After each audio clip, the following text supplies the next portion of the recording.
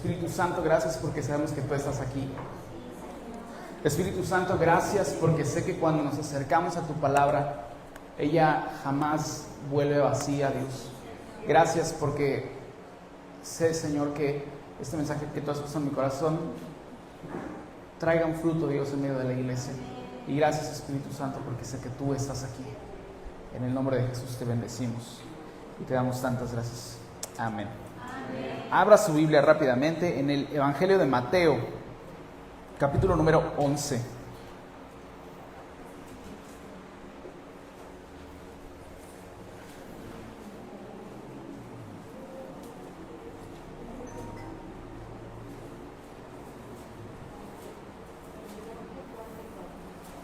Y vamos al versículo 16.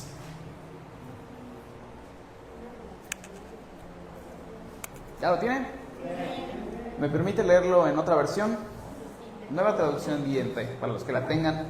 Y si no, nada más vaya viendo más o menos que dice lo mismo, pero con un lenguaje un poquito más sencillo. Dice así: ¿con qué puedo comparar a esta generación? Se parece a los niños que juegan en la plaza, se quejan ante sus amigos. Tocamos canciones de bodas y no bailaron. Entonces tocamos cantos fúnebres y no se lamentaron. Fíjese qué interesante versículo. A ver si podemos meditar en ello. ¿Qué es lo que quiere decir aquí? A veces cuando salimos a hacer el súper, mi esposa y yo, me gusta mucho mirar a la gente. No sé si te ha pasado o has hecho este ejercicio, pero me gusta mucho mirar a las personas. Y miro, no sé, al cajero, miro, no sé, a la gente que está haciendo sus compras.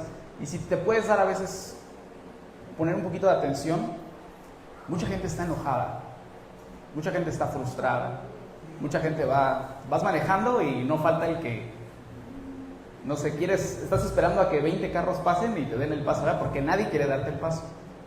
¿Por qué? Porque todos van enojados, ¿no? O el que te da el paso te lo da así de mala gana, ¿no? Te dice, ya, ahora pásale, pero rápido, antes de que me arrepienta.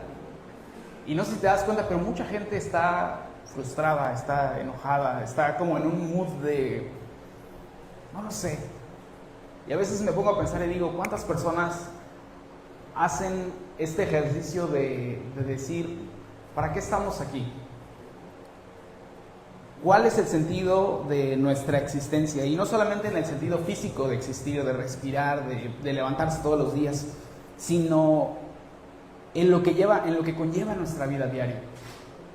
Si cada uno de nosotros pudiéramos tener en mente cuál es el propósito por el cual el Señor nos ha permitido respirar, por el cual el Señor nos permite pararnos el día a día. Me pregunto si la mayoría de las personas piensan si tiene algún propósito, si tiene algún sentido de trascendencia, el por qué y para qué estamos aquí. Y a veces pienso que solamente ese enojo, esa frustración que proyectamos, simplemente refleja lo contrario. Que vivimos sin sentido, vivimos con una profunda insatisfacción, vivimos con una profunda infelicidad. Yo creo que tal vez no es nuestro caso, iglesia, o probablemente sí es su caso, probablemente también es nuestro caso. Pero fíjate que yo creo que Jesús, el cristianismo, la palabra de Dios es la mejor manera, la mejor forma de poder atacar este problema. Y me gusta mucho este pasaje que acabamos de leer. No es tan fácil de entender, porque a lo mejor si lo leemos así sin contexto, no le entendimos nada. Pero lo que está hablando aquí es, ¿con qué compararé esta generación? Con una generación insensible. Fíjate, vamos a volver a leerlo. Dice, ¿con qué puedo comparar a esta generación? Con una generación que se le pone música para bailar y no baila.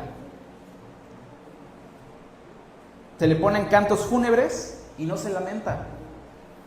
Es decir, una generación insensible, una generación que es incapaz de poder tener algún sentimiento ante una situación ya sea positiva o negativa. Y yo creo que nuestra generación se parece un poco a esto. Se parece un poco a esto. Y quiero que meditemos un poco en Mateo capítulo número 13, vamos 2 capítulos adelante. Es una parábola muy interesante, muy de las probablemente más famosas que tenemos del Señor Jesús, que es la parábola del sembrador. ¿Algunos de ustedes la han escuchado? es preciosa, es una forma en cómo el Señor Jesús hablaba y enseñaba. Las parábolas son historias que tienen un mensaje poderoso y que buscan hacernos pensar, que buscan que no solamente podamos simplemente retener una idea, sino que el Señor Jesús la ilustra, y la ilustra con lo que ellos tenían alrededor. Muchos de ellos eran sembradores. Y fíjense, vamos a leerlo desde el versículo número 1. Síganme con su vista. Dice: más tarde ese mismo día Jesús salió de la casa y se sentó junto al lago. Pronto se reunió una gran multitud alrededor de él, y así que entró en una barca. Se sentó allí y enseñó mientras la gente estaba de pie en la orilla. Contó muchas historias en formas de parábola, como la siguiente. Escuchen: un agricultor salió a sembrar. A medida que esparcía las semillas por el campo, algunas cayeron sobre el camino y los pájaros vinieron y se las comieron. Otras cayeron en tierra poco profunda con roca debajo de ella. Las semillas germinaron con rapidez porque la tierra era poco profunda. Pero pronto las plantas se marchitaron bajo el calor del sol, y como no tenían raíces profundas, murieron. Otras semillas cayeron entre espinos, los cuales crecieron y ahogaron los brotes. Pero otras semillas cayeron en tierra fértil y produjeron una cosecha que fue 30, 60 y hasta 100 veces más numerosa de lo que había sembrado. El que tenga para oír, que escuche y entienda. Entonces sus discípulos vinieron y le preguntaron: ¿por qué usas parábolas cuando hablas con la gente? A ustedes se les permite entender los secretos del reino, les contestó, pero a otros no. A los que escuchan mis enseñanzas se les dará más comprensión y tendrán conocimiento en abundancia, pero los que no escuchan se les quitará aún lo poco que entiendan. Vamos a dejarlas ahí. Fíjese, aquí estamos hablando de 4 supuestos. El Señor Jesús está hablando de esta parábola y está diciendo que la semilla fue sembrada, fue puesta y cayó en 4 diferentes lugares. Y quiero que lo desarrollemos un poquito. Se me hace muy interesante porque, fíjese, el primero dice que cayó junto al camino. En el mismo capítulo, después los discípulos se acercan y le dicen: Señor, explícanos la parábola. Y se me hace muy interesante porque es una de las parábolas que el Señor Jesús explícitamente les explica. Y fíjense, si vamos más adelante al versículo número 19, les explica cada uno de los lugares en los que las semillas cayeron. Fíjense, el versículo número 19 dice, desde el 18, dice: escuchen ahora la explicación de la parábola acerca del agricultor que salió a sembrar. Las semillas que cayeron en el camino representan a los que oyen el mensaje del reino y no lo entienden. Entonces viene el maligno y arrebata la semilla que fue sembrada en el corazón. Fíjense que todas estas semillas representan personas que han escuchado el mensaje del reino. Representan cómo ese mensaje ha sido depositado en todos. O sea, a todos se les habló el mensaje. Sin embargo, ¿cuál fue la diferencia? Lo que vino después. Hay otros factores que vienen y van a afectar si la semilla germina o no germina, si olvidamos o abrazamos el mensaje. Y fíjese, punto número 1, lo que cayó junto al camino, el Señor Jesús está diciendo que es aquellos que no entendieron el mensaje. Y yo no sé si a lo mejor algunos de nosotros podemos estar así, que podamos estar en un punto en el que decimos: wow, es que me gusta la iglesia, me gusta la convivencia social, me caen bien los hermanos, siento que son buena onda, bueno, algunos más o menos, algunos más en caras, ¿verdad? Y a lo mejor nos puede gustar la iglesia, hermanos. Podemos estar en un punto en el que la iglesia nos gusta, no sé, la alabanza, nos gusta convivir, nos gusta ser amigos, pero el mensaje del reino de Dios a lo mejor no lo hemos entendido. Y si no lo comprendemos y permanecemos en esa ignorancia de no entender los principios de lo que Dios ha hecho por cada uno de nosotros, hermanos, podemos ser como esa semilla que cayó junto al camino.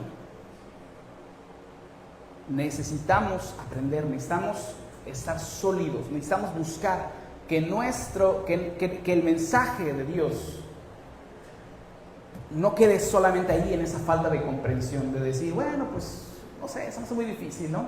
Y decir, bueno, la Biblia es como un libro muy complicado que, pues sí, el pastor a veces predica y no sé, y queda como todo ambiguo. Pero si quieres preguntar, hermanos, ¿qué es el bautismo?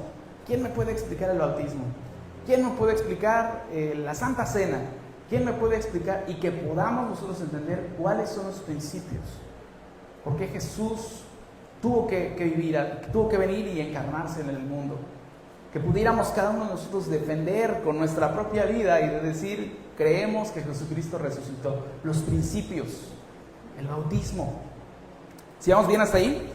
Entonces, si nosotros permanecemos en esa ignorancia, permanecemos en esa zona de simplemente decir, bueno, me gusta la iglesia, pero no entiendo los principios, no entiendo todo lo demás, no entiendo por qué, no sé, qué es lo que me hace salvo, podemos caer en ese supuesto, como esa semilla que cayó junto al camino. Y tenemos que erradicar la desalfabetización bíblica, tenemos que procurar el crecimiento de los más pequeños. Aquellos que sabemos un poco más, enfocarnos también en ayudar a los que están más pequeños a que crezcan. No, obviamente no solamente físicamente, sino espiritualmente. Entender lo que es la salvación, la fe, el arrepentimiento, la resurrección, el bautismo. Porque fíjense, después dice que el enemigo busca derribar la fe de los que se quedan en ignorancia. Dijo que luego las aves vienen y se comen esa semilla que representa el enemigo. El enemigo va a buscar que con lo poquito que sabes, eso no te va a ser suficiente. Eso no te va a ser suficiente para permanecer en la fe. ¿Vale? Versículo número 20. Vamos ahí mismo a la palabra. Versículo número 20. Jesús está siguiendo explicando esta misma parábola.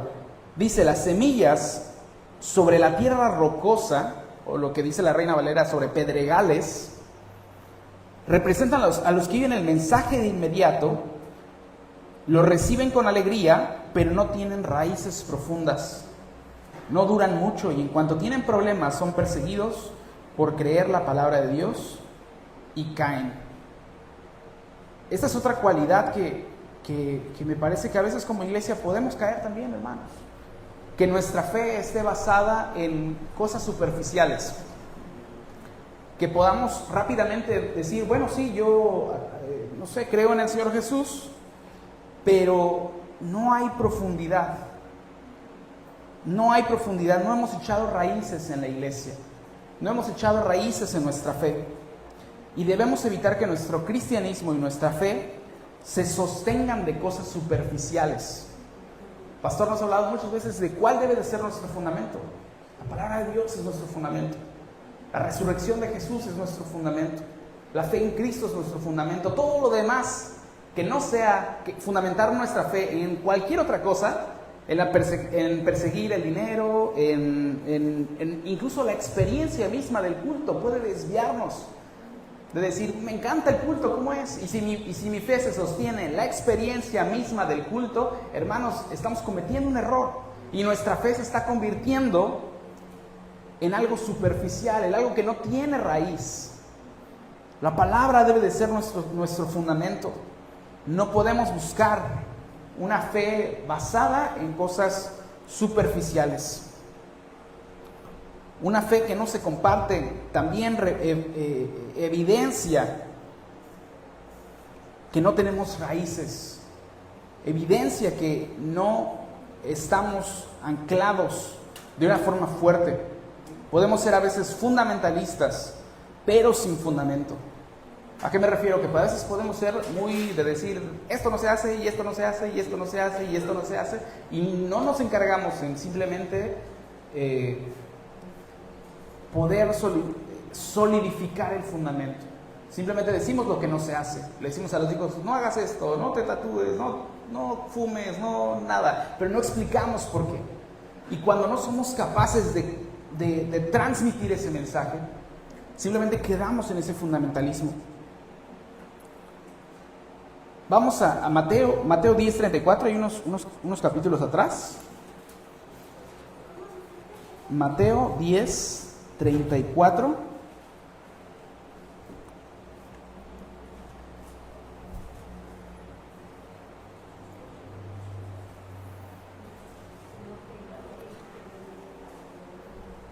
Y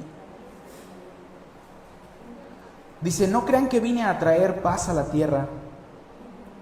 No vine a traer paz sino espada. He venido a poner a un hombre contra su padre, a una hija contra su madre y a una nuera contra su suegra. Sus enemigos estarán dentro de su propia casa. Si amas a tu padre o a tu madre más que a mí, no eres digno de ser mío.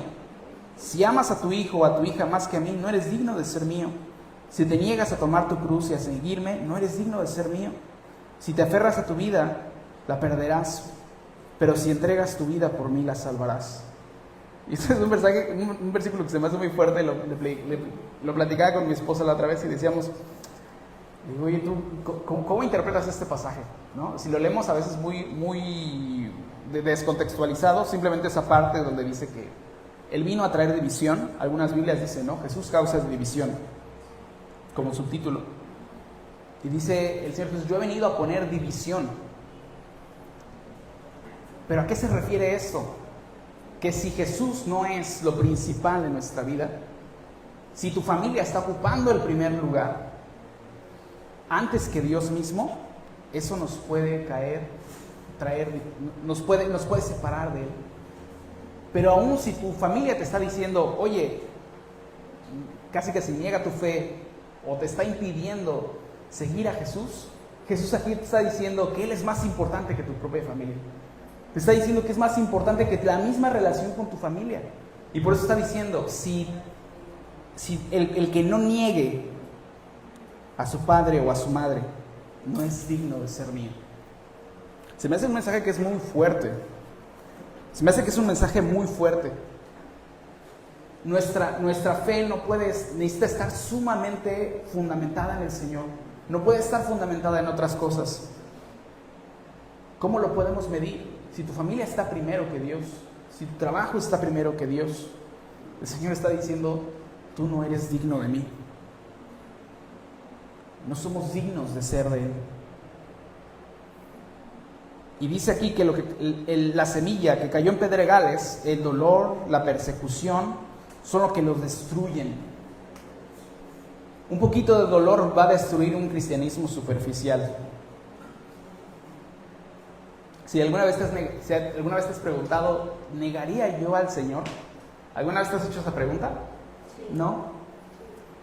Yo me la he hecho muchas veces. Hay un libro que cuando era adolescente me gustaba mucho, que se llama Locos por Jesús. Es un libro muy bonito, es un libro un poquito grueso, como unas 250 páginas, y que está lleno de puros testimonios de gente, de cómo a lo largo de la historia, durante muchos países, montones de testimonios de gente, cómo murieron, fueron martirizados, increíblemente, experiencias increíbles, y que en muchas ocasiones niños, adultos, ancianos se vieron en situaciones muy difíciles en las que les dijeron, niega tu fe, y no lo negaban. Y yo decía, ¿será acaso que negaría yo al Señor? Y no lo sé, digo, siendo muy honestos, yo creo que la respuesta es si nuestro cristianismo es superficial, si no tiene raíces, como dice aquí, un poco. Y nuestro cristianismo no puede ser superficial, necesitamos echar raíces. ¿Vamos bien? Fíjense, vamos a regresar en Mateo capítulo número 13, en el versículo, estábamos en el 20, y que no les quiero decir algo que sientan que ya sabemos, ¿verdad? A veces podemos caer en ese error, hermanos, que podemos acercarnos a la palabra y decir, bueno, sí, ya lo sé, ya sé que tengo que esforzarme más, ya sé que tengo que leer más la palabra, pero tenemos que transicionar en cómo nos acercamos al Señor. A veces pienso que el cristiano vive más la vida sufriéndola por decir, es que tengo que orar, y tengo que leer la Biblia, y tengo que fructificar, y tengo que evangelizar, ¿sí? Y es como más un tengo, y no es simplemente una consecuencia de mi amor por Dios. Y no sé si te ha pasado, no quisiera que vivamos así, hermanos. Como si trajéramos un lastre, una carga pesada de decir, tengo, y como no lo hago, pues ya digo, pues ya, que venga el castigo del Señor, ¿no? Ya lo recibo. Creo que la vida cristiana no es así. Tenemos que encontrar ese deleite de decir, Señor, así como un árbol no se esfuerza por dar un fruto, una manzana, sino porque es su proceso natural, el fructificar, porque está sembrado en un lugar correcto. Creo que así como cristianos tenemos que fructificar de una forma natural porque estamos siguiendo al Señor. Y no es como que el árbol está como si estuviera estreñido, así apretando para poder dar una manzana. Porque de verdad a veces siento que luchamos de esa forma. Y que estamos esforzándonos tanto de decir, Señor, quiero fructificar o quiero y tengo que hacer tantas cosas y al final de cuentas no hago nada, no termino fructificando y toda la carga moral que conocemos de la Biblia termina siendo más un peso sobre nosotros.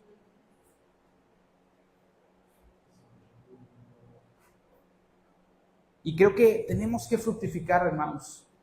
Pero el árbol no se esfuerza en fructificar. Es una respuesta natural. Es una respuesta natural. Y el último versículo, el último lugar en el que cae la semilla, el primero dijimos que era junto al camino, el segundo en pedregales, el tercero en espinos. Y el último lugar donde cae es en la buena tierra. Dice el versículo 23, las semillas que cayeron en la buena tierra representan a los que de verdad oyen y entienden la palabra de Dios y producen una cosecha 30, 60 y hasta 100 veces más numerosa de lo que se había sembrado. Fíjense que tiene dos características y aquí es donde me quiero desarrollar un poquito más. ¿Cuál es el primero? El que escucha. El que escucha. ¿Cuántos sabemos escuchar? Es más difícil de lo que se dice. Necesitamos aprender a escuchar. Necesitamos aprender a escuchar a Dios. Necesitamos aprender a escuchar su voz en su palabra. Tenemos que aprender a escucharnos como iglesia. Tenemos que aprender a escuchar la cultura, cómo habla, qué es lo que dice la gente. Porque nuestra capacidad de escucha va a determinar mucho nuestra capacidad de conversar. Si sabemos escuchar, vamos a saber conversar, vamos a entender. Si escuchamos a Dios, vamos a saber qué es lo que Dios quiere. Si escuchas a tu esposa, sabes lo que ella quiere. Si escuchas a tus padres, sabes lo que ellos quieren. Si escuchas a tus hijos. Pero aprender a escuchar es más difícil de lo que parece. Hay una diferencia entre oír y escuchar. Y tenemos que aprender a tener un oído entendido, aprender a tener una escucha activa. Y el segundo elemento de la buena tierra es que entiende. Hay un entendimiento. Y esa es mi oración, hermanos. Que podamos entender cuál es el mensaje, cuál es la urgencia de Dios en estos tiempos. Imagínate que de alguna forma, la Biblia nos fuera quitada en este momento. Así, ahora, no tuviéramos Biblias físicas, se desapareciera toda la Biblia electrónica, todo lo que tenemos. Y que lo único que tengas de Biblia es lo que has memorizado, lo que hemos estudiado. ¿Cuántos podrían sobrevivir? ¿Cuántos podríamos sobrevivir? Escuchaba un poco lo importante que es memorizar.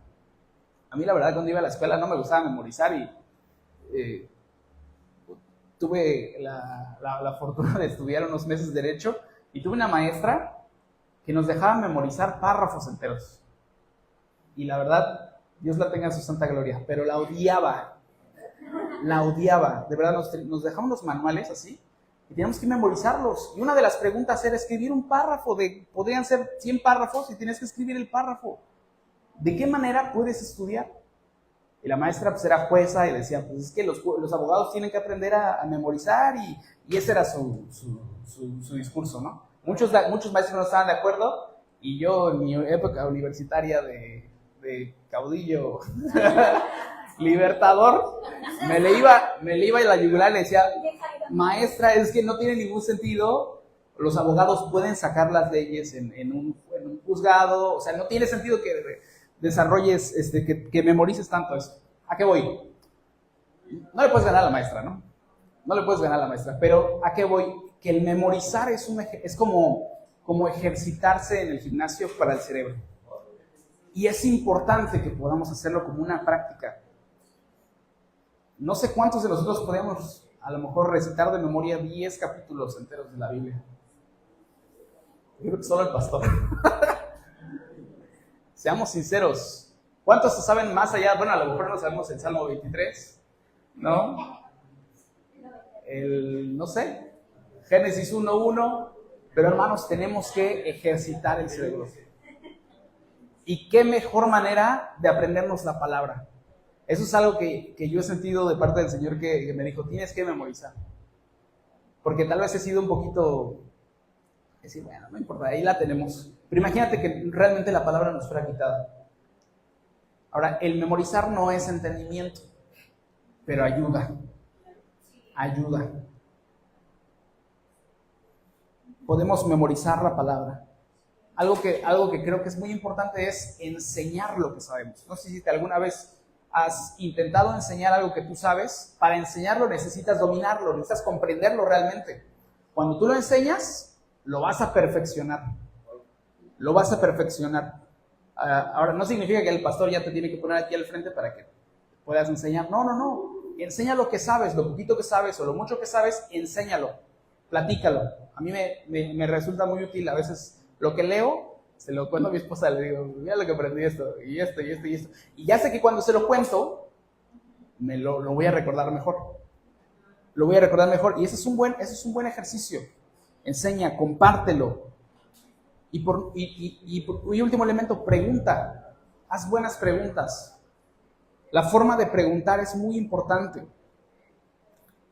Y esto es un llamado para que podamos hablar más de Dios en nuestras conversaciones cotidianas. Tenemos que tratar de sacar a Dios en cualquier conversación. En cualquier tema podemos tratar de ver cómo Dios tiene aristas en todos los temas. Con los amigos, con la familia, con los vecinos. Y una buena forma de hacerlo es haciendo buenas preguntas. Estoy leyendo un libro que se llama Jesús es la pregunta. Es un libro muy bueno, lo recomiendo ampliamente. He sacado unas buenas frases de ahí. Es muy bueno. Jesús es la pregunta, de Alex San Pedro. Y dice, decía, del mismo modo que un perro no puede resistirse detrás de un hueso, el ser humano no puede resistirse en ir detrás de una buena pregunta. Y cuando nosotros generamos buenas preguntas, podemos generar conversación, entender la palabra, platicar la palabra, compartir la palabra donde quiera que estemos.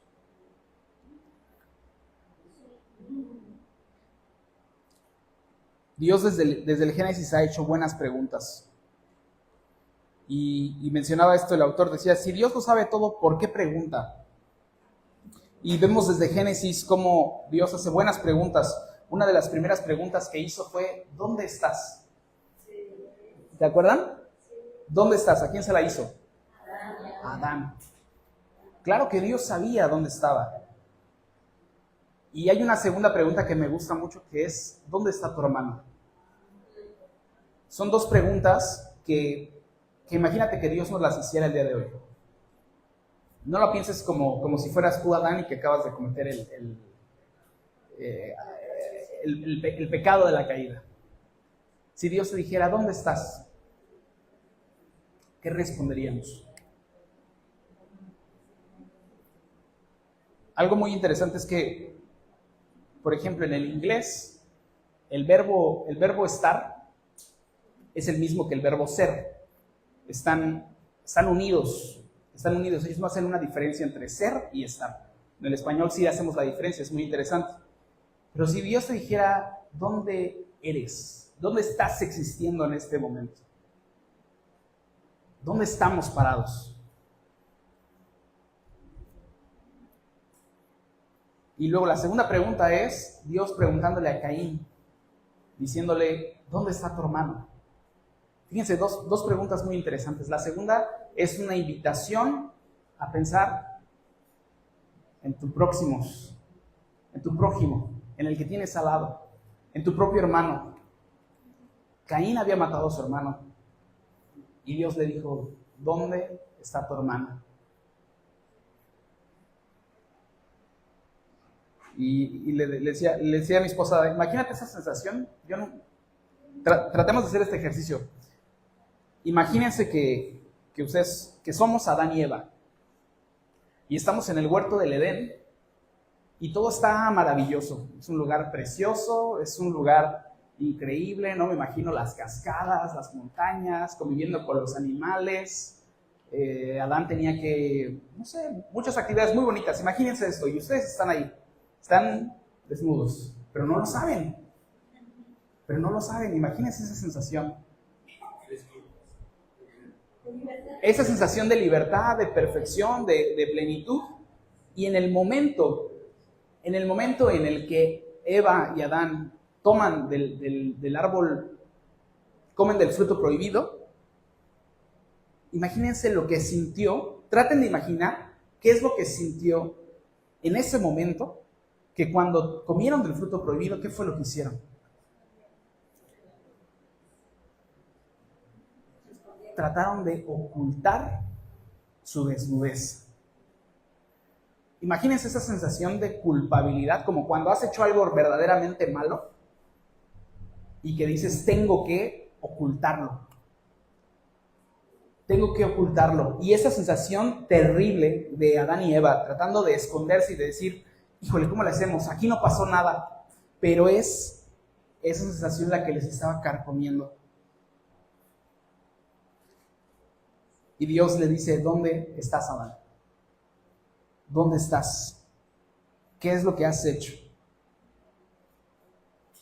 Y las preguntas nos permiten también darnos cuenta dónde estamos parados. ¿Qué es lo que estamos haciendo en este momento? ¿En qué estamos trabajando?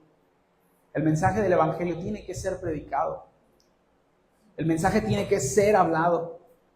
Y si sigue cayendo solamente entre espinos, entre pedregales,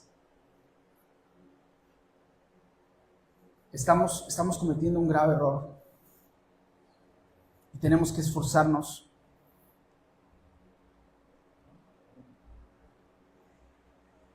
¿Vamos bien hasta ahí? Sí, ya los perdí. A ver, vamos a regresar a donde iniciamos. Mateo capítulo número 11.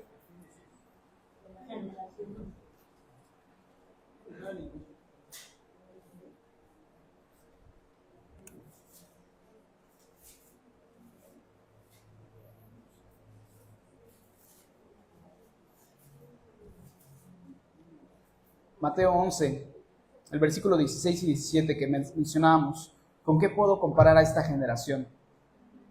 Es una generación insensible, hermanos, y tenemos un reto muy grande. Tenemos un reto muy grande del hecho de poder conectar con el momento en el que estamos viviendo. Tenemos el mensaje más poderoso, el mensaje más relevante, y a veces nos vemos incapacitados de cómo transmitirlo. Jesús es la respuesta más importante a todo, pero cuando damos una respuesta sin que haya sido preguntada, no sé si alguna vez te han hecho así, ¿no? Pero cuando das una respuesta, y yo me acuerdo cuando estábamos más chiquitos, se ponían así la mano, ¿no? Decían, pégame por preguntón, ¿no? Y a veces así podemos ser con el mensaje del Evangelio. Dar una respuesta, que es la mejor respuesta, es la respuesta perfecta, pero a una pregunta que no ha sido dada. Y la gente a veces se siente así. Si damos nosotros la respuesta a una pregunta que la gente nos está haciendo, entonces el mensaje se siente innecesario. La respuesta se siente innecesaria. No es lo mismo a que la gente esté preguntando y podemos decir, hey, Jesús es la respuesta. No sé si me explico. Entonces, sé que a veces tiendo a ser un poquito reiterativo con este tema, pero vivimos en una época posmoderna. La posmodernidad es lo que reina en nuestra mente. lo que reina en la mente de la sociedad. ¿Qué es la posmodernidad? La posmodernidad es esta época que ha superado la modernidad, ¿no? Se entiende así. ¿Pero qué era la modernidad? La modernidad nos prometió tres cosas. Nos prometió tres utopías, que era la democracia, la libertad y el capitalismo. Estos tres elementos, como perseguir como ideales máximos dentro de la cúspide, diciendo tienes que hacer esto para que seas perfecto. Y la sociedad perfecta tiene que aspirar a esto. Democracia, capital, ¿y qué más dije? Y libertad. Esas tres utopías. Y hemos llegado a la época en la que, en decepción, hemos dicho, estas utopías no nos sirven, no las vamos a alcanzar, no funcionan, el capitalismo no funciona, la libertad es una idea inalcanzable. Entonces entramos a la parte en la que no tenemos ningún tipo de verdad absoluta. Todo es relativo y la gente, en vez de que nos ayude como sociedad, de que podamos tener un fundamento, lo que tenemos es justamente todo lo contrario. Estamos en un ambiente en el que nadie tiene fundamento, en el que todo es relativo. Y que parece paradójico, pero el hecho de decir que todo es relativo es un dogma. Es una afirmación dogmática que está diciendo todo es relativo, entonces, como todo es relativo, ya no hay ningún pensamiento absoluto. Y cuando venimos con el mensaje del Evangelio, tenemos que aprender a hacerlo conversar con lo que estamos viviendo. Alguna vez alguien te ha dicho, bueno, pero es que esa es tu opinión, ¿verdad? Y es una afirmación, es una premisa dogmática que lo que busca es callarte y decir, bueno, tu comentario no vale absolutamente nada. Hermanos, ese es donde estamos ahora. Ese es donde estamos ahora. Y el mensaje del Evangelio es más fuerte, pero si no lo entendemos, si no lo comprendemos, estamos como la semilla que está cayendo junto al camino, que no lo entiende y que se va a morir.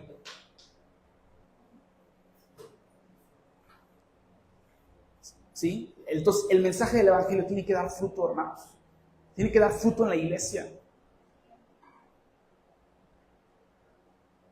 A veces siento que podemos darle mucho énfasis.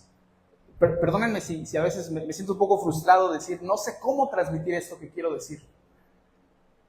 Me gustaría que a lo mejor el mensaje fuera un poco más teatral, ¿no? Podría yo hacer aquí muchos chistes y tenerlos aquí a todos súper bien, pero hermanos, creo que esto es la urgencia del Evangelio. Tenemos el mensaje más fuerte, más trascendental. Y yo quisiera decirles, hermanos, todos van a prosperar y van a ser ricos y todos, amén, amén, porque eso está lleno de las iglesias. Eso está lleno de las iglesias. Y no se vale.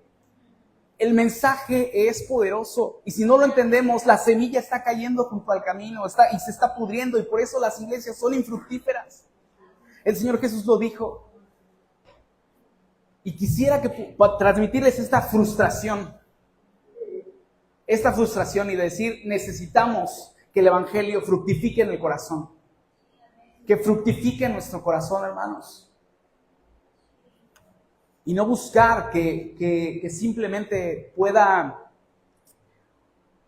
podamos tener un cristianismo superficial, porque tampoco va a dar raíz, no echa raíz. Un cristianismo sin conocimiento, un cristianismo que se mantiene en la ignorancia, no da fruto. Y el Señor nos dice hoy, ¿dónde estás? ¿Y dónde está tu hermano? Tenemos mucho que hacer, tenemos mucho que preguntarnos, tenemos mucho que estudiar. Y mi oración es que digamos, Señor, que el Evangelio pueda fructificar en nuestro corazón, que podamos entenderlo, que no vivamos como aletargados, dice Miguel, con atole por las venas, ¿no? Está todo anestesiado. Vivimos en automático, hermanos. Vivimos en automático, vivimos pensando en otras cosas. No pensamos a largo plazo, no pensamos en la eternidad. Pensamos en, no lo sé. ¿En qué se va nuestra mente? ¿En qué se va tu mente el 80% del tiempo? ¿En qué se va tu dinero? ¿En qué se van tus esfuerzos? Eso habla de dónde está nuestro corazón.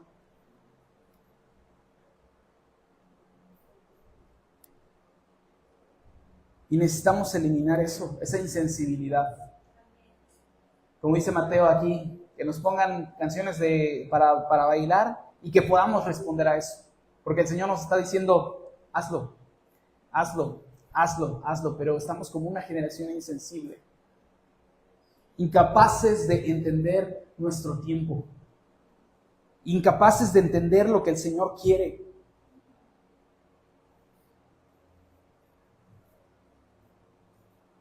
Y no quiero parecer que lo estoy regañando, iglesia, pero quiero transmitirles un poco mi frustración de decir, Señor, que el mensaje pueda fructificar, que seamos fructíferos como iglesia. Tampoco quiero señalar y decir, todas las iglesias están mal. No, yo creo que el mensaje del Evangelio ha fructificado en muchos lugares. Pero sí es verdad también que a veces podemos estar perdiendo mucho el tiempo. De nada vale que vengamos, cantemos, nos reunamos, qué padre, comemos pastel, cantamos Sevilla que era especial 3 veces. ¿Ya? A Diego ya le toca, ¿cierto? Haz lo que viene su mamá.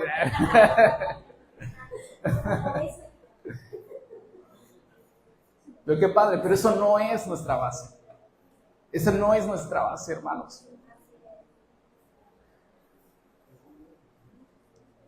Una fe que fructifica, una fe que se comparte, una fe que busca crecer. Y yo quisiera que nos llevemos ese reto de decir, Señor, fructifica en mí. Fructifica en mí. Quiero ser como ese árbol que está sembrado junto a corrientes de aguas y que da un fruto abundante en su tiempo.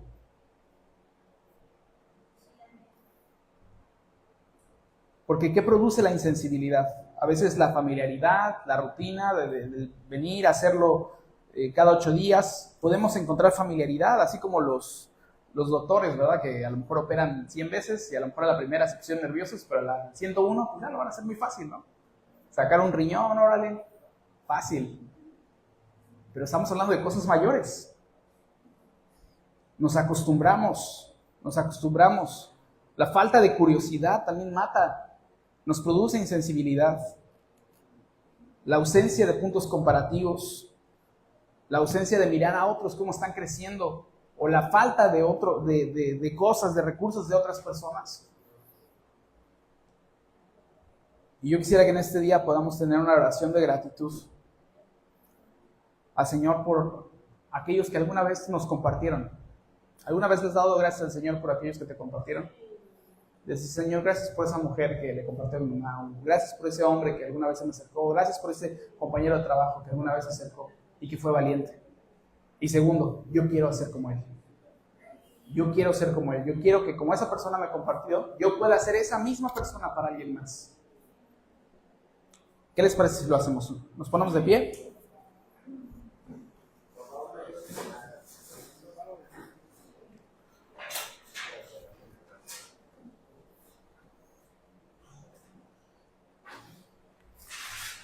Toma la mano de la persona que tienes a un ladito, si es tu familia, si le tienes confianza.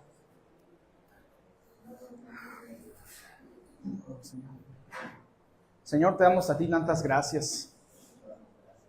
Gracias, Espíritu Santo, porque sé que, Señor, tú eres quien has sembrado, Señor, la semilla en nuestro corazón. Y queremos ser justamente como esa tierra buena, fértil, que puede dar un fruto, Señor, evidente, abundante. Señor, no queremos ser como esa semilla que cayó en pedregales, en espinos, junto al camino, y que se vuelve infructífero, o que rápidamente por su falta de raíces y su falta de profundidad, simplemente quedamos a la deriva y nuestra fe viene y se pulveriza fácilmente, Señor.